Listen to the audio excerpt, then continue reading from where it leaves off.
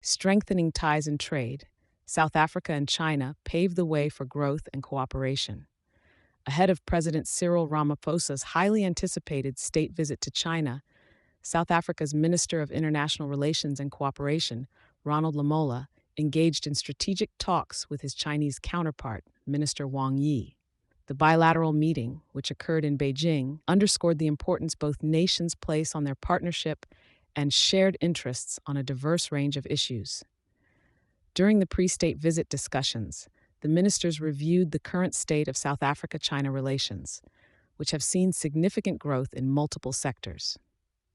The dialogue zeroed in on prospective enhancements of the bilateral trade structure that witnessed a rise from R$614 billion in 2022 to R$692 billion in 2023. Recognizing China as South Africa's top global trading partner, and South Africa holding the same rank for China within Africa, the potential for further economic integration is immense. Both ministers emphasized the need to deepen mutually beneficial investments across several key areas, including agriculture, sustainable energy, manufacturing, automotive industry, green technologies, and infrastructure development. These sectors are pivotal for advancing South Africa's beneficiation agenda, improving market access, fostering economic growth, and facilitating local job creation, as well as skills transfer. The discussions were framed within the wider scope of the upcoming Forum on China-Africa Cooperation, FOCAC, summit.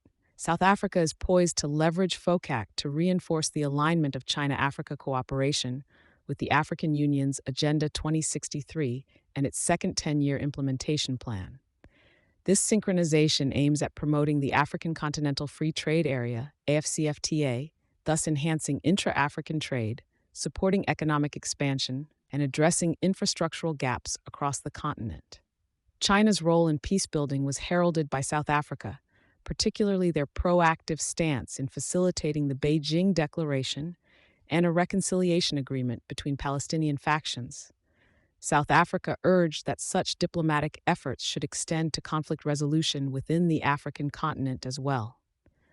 The reform of international bodies, notably the United Nations Security Council, was also a prime focus. Both ministers advocated for comprehensive reform to bolster the UN's response efficacy to global challenges and to enhance the representation of the developing South. They contended that such reform is essential for supporting the rightful aspirations of the emerging economies in Africa, Asia, and Latin America in international affairs. As the stage is set for the state visit, it's clear that South Africa and China seek to not only consolidate their bilateral relations, but also to jointly navigate the complexities of multilateral and geopolitical dynamics more effectively. Thank you for choosing Satori News.